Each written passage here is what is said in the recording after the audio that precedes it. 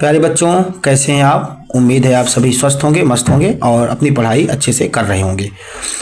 चूँकि हमारी अंग्रेजी ग्रामर की क्लास लगातार चल रही है, जिसमें हम लोग बेसिक से एडवांस की ओर सीख रहे हैं कि और इंग्लिश ग्रामर में अपने आप को मजबूत कर रहे हैं।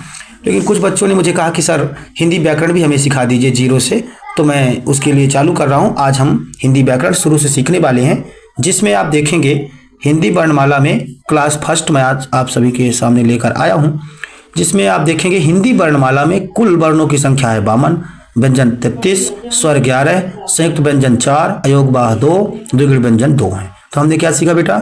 हिंदी वर्णमाला में कुल वर्णों की संख्या 52, व्यंजन 33, स्वर 11, संयुक्त व्यंजन 4, अयोगवाह 2, द्विगुण व्यंजन 2। अभी हमने देखा कि हिंदी वर्णमाला में स्वरों की संख्या 11 है। तो वो 11 स्वर कौन कौन है? आ ई उ री ए ऐ उ औ, ये हमारे 11 स्वर हैं। अयोगवाह 2 होते हैं, अंग और आहा। व्यंजन में हमारे संख्या कुल है 33। उन 33 व्यंजनों को 5 वर्गों में बांटा गया है, जिसमें का वर्ग में का ख ग घ अंगा, चा वर्ग में चा छा जा जा इया, टा वर्ग में टा ठा डा ढा अड़ा, ता वर्ग में ता था दा धा ना, पा वर्ग में पा फा बा भा मा। ये एग्जाम में ऐसे क्वेश्चन भी पूछ देता है। कुल कितने वर्ग हैं? 5 वर्ग। का वर्ग, चा वर्ग, टा वर्ग, ता वर्ग, पा वर्ग। पा वर्ग में कौन आते हैं? टा वर्ग में कौन आते हैं? ऐसे भी क्वेश्चन आ जाते हैं। फिर आप देखेंगे नासिक के व्यंजन कुल कितने हैं? तो वो 5 हैं। हर वर्ग का जो 5वां व्यंजन होगा, जैसे अंगा, इया, अड़ा, ना, मा, हर वर्ग का जो 5वां व्यंजन होगा वो नासिक के व्यंजन कहलाता है। अंगा, इया, अड़ा, ना, मा। संयुक्त व्यंजन कौन कौन है? छा, त्रा, ज्ञा, स्रा। द्विगुण व्यंजन कौन कौन है? डा और ढा, ये हमारे द्विगुण व्यंजन कहलाते हैं। अब हम बात करें व्यंजनों का विभाजन की, तो उच्चारण स्थान के आधार पर व्यंजनों का विभाजन जो किया गया है वो किस प्रकार से किया गया है। जैसे ये हमारा पूरा मुंह और कंठ का भाग है, तो कहाँ से हमारे व्यंजनों की आवृत्ति निकलती है? तो आप देखेंगे जो हमारा कंठ का भाग है वहाँ से का वर्ग की ध्वनि निकलती है।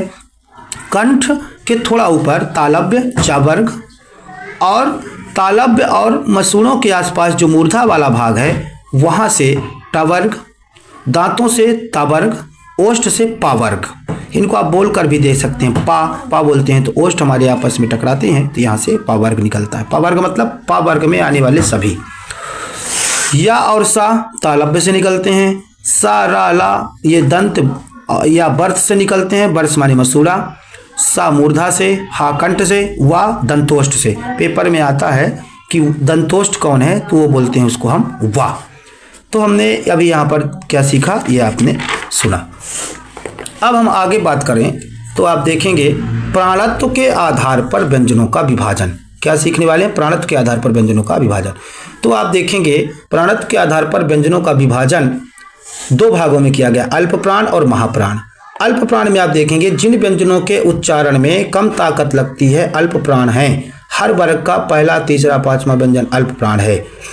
और जिन व्यंजनों के उच्चारण में ज़्यादा ताकत लगती है वो महाप्राण है। हर वर्ग का दूसरा, चौथा व्यंजन महाप्राण है। जैसे का, गा, अंगा, ये पहला, तीसरा, 5वां अल्प प्राण। का बोलने पर कम ताकत लगती का, लेकिन खा बोलने पर ज़्यादा ताकत लगती है तो महाप्राण है। तो हर वर्ग का पहला, तीसरा, 5वां अल्प प्राण और दूसरा, चौथा महाप्राण है।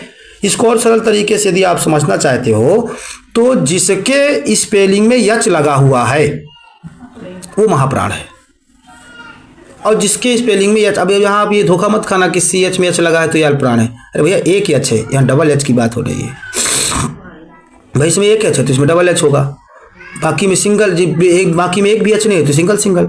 ठीक है, तो क्या समझे? जिनके उच्चारण में ज़्यादा ताकत लगती है अल्प प्राण। अल्प प्राण में हर वर्ग का पहला, तीसरा, 5वां, और महाप्राण हर वर्ग का दूसरा, चौथा।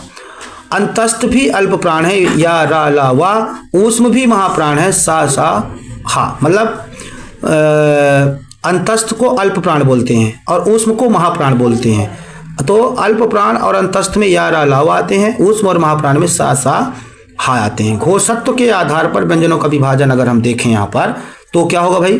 घोष को सघोष भी बोलते हैं। जिन व्यंजनों के उच्चारण में हमारी स्वर तंत्रियों, वोकल कॉर्ड्स में कंपन, घर्षण या गूंज पैदा होती है, घोष व्यंजन कहलाते हैं। और अघोष क्या है? जिन व्यंजनों के उच्चारण के समय हमारी स्वर तंत्रियों में कंपन या घर्षण या गूंज पैदा नहीं होती, अघोष व्यंजन कहलाते हैं। हर वर्ग का तीसरा, चौथा, 5वां व्यंजन घोष है। हर वर्ग का पहला, दूसरा व्यंजन अघोष है। गा, घा, अंगा ये हमारे घोष हैं। और अघोष क्या है भाई? हर वर्ग का पहला और दूसरा, जैसे का और खा। ठीक है, तो इस तरह से हमने क्या देखा, व्यंजनों का विभाजन। कल के वीडियो में हम देखेंगे स्वरों का विभाजन। तो एक बार फिर से देखिए, आज हमने क्या पढ़ा, हिंदी वर्णमाला क्लास 1 व्यंजनों का विभाजन। फिर हमने पढ़ा प्राणत्व के आधार पर, घोषत्व के आधार पर। अब चलिए हम देखते हैं स्वरों का विभाजन देखते हैं। स्वरों का विभाजन, उच्चारण स्थान के आधार पर स्वरों का विभाजन। तो हमारे 11 स्वर होते हैं। आ कंठ से निकलते हैं, ई तालव्य से, उ ओष्ठ से, री मूर्धन्य से, ए कंठ प्लस तालव्य अर्थात कंठ तालव्य से, ओ कंठ प्लस ओष्ठ कंठोष्ठ से निकलते हैं। जीवा के आधार पर यदि हम स्वरों का विभाजन देखें तो जीवा में 3 भाग हैं, अग्र पश्च, अग्र मध्य पश्च। ये चित्र मैंने बना के आपको दिखाया।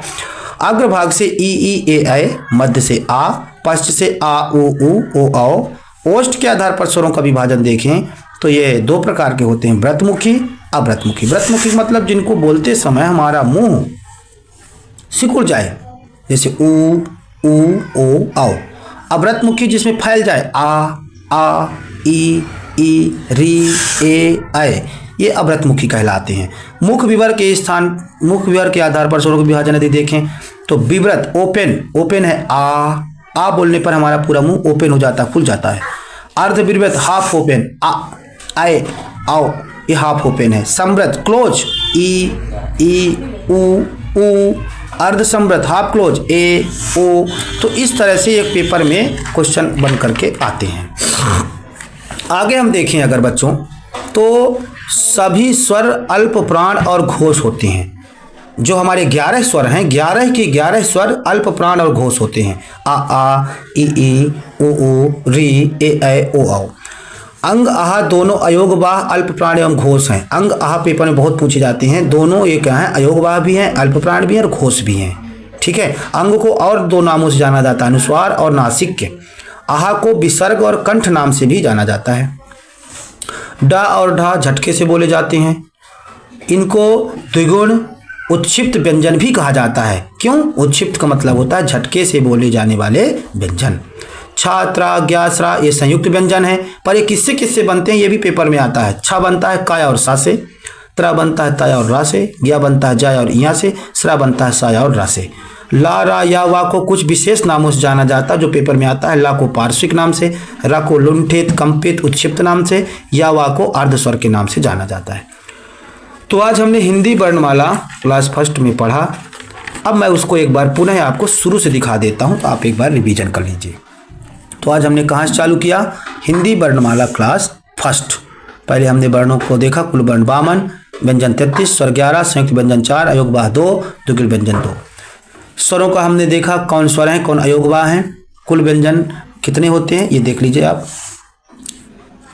ये मैंने आपको पढ़ाया।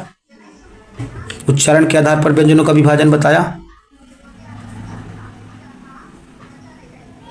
फिर मैंने आपको क्या बताया, प्राणत्व के आधार पर व्यंजनों का विभाजन मैंने बताया।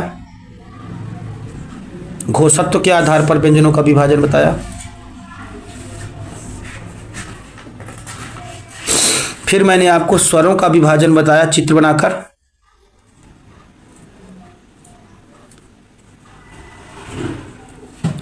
फिर मैंने आपको व्यंजन और स्वरों से संबंधित कुछ महत्वपूर्ण बातें बताई। इस तरह से आज की हमारी पढ़ाई हिंदी वर्णमाला क्लास 1 की पूरी होती है।